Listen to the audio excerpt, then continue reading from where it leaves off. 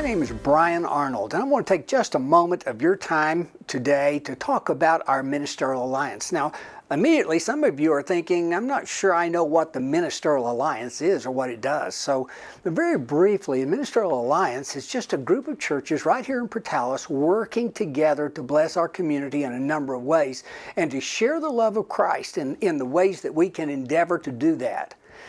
One of the big things that we do is the Red Kettle Fund for the Salvation Army. This, of course, happens in December as we begin to look at the Christmas season. Many of you have been involved in ringing the bells and collecting that money. Some of you may wonder, well, exactly what do we do with that stuff? Well, here's the bottom line of it. We're gathering this money together to help people in Roosevelt County. The money doesn't go anywhere else. It stays right here for our folks in our county, and we help them mostly with their utility bills. In fact, this particular fund is dedicated to the different utility issues that come about in a variety of situations in people's lives. You'd be interested to know that last year, in a 12-month period of time, we met with 216 people that were in need of help with utility bills. And we were able to help them through the use of the money we developed in collecting our money through the Salvation Army Red Kettle Fund. This helped a lot of people in a lot of ways. You know, if we help 216 people and we help them each with about $100, we're looking at $21,000 just in that particular part. So you can see that this business of ringing these bells during the Christmas season is really very, very important.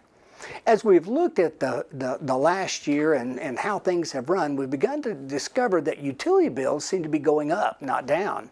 And people in our community are struggling. You know, if you look at the median income of Portales, New Mexico, it's about $33,000. And what that means is that about half the people in Portales are making more than $33,000, and about half of them are making less. So you see that there's quite a divide there, and when you get down to the lower levels, folks struggle quite a little bit. Let me give you a quick example. I had a young lady come in. She was divorced. In fact, her husband was in prison. She has two small girls, and she's raising these two children by herself. She has a pretty good job. She's making $10 an hour. But you know, I did a little math and began to realize that if she were to be able to work 50 weeks during the year, and she got 40 hours a week every week, she would make about $20,000. After taxes, she'd be down to about, let's say she took home $18,500. Now she's got to pay rent. Maybe she has a small car payment. If the car payment's $250 and the rent's $500, all of a sudden she's down to about $9,500 that she's taking home. So now let's put utilities of about $300 a month. We're going to take those out, and all of a sudden she's looking at about $6,900 left over. And if we divide that out, we begin to see that this young lady has about $140 a week to run her family and do these things. Well, actually, she's doing pretty well unless an emergency comes up. And when that comes up, it just blows everything. Let me give you an example of her emergency. She was buying school clothes, not much, but a little. And her girls wanted new tennis shoes. And she knew she didn't have that money. She knew she needed to keep it, but she gave in and bought the tennis shoes.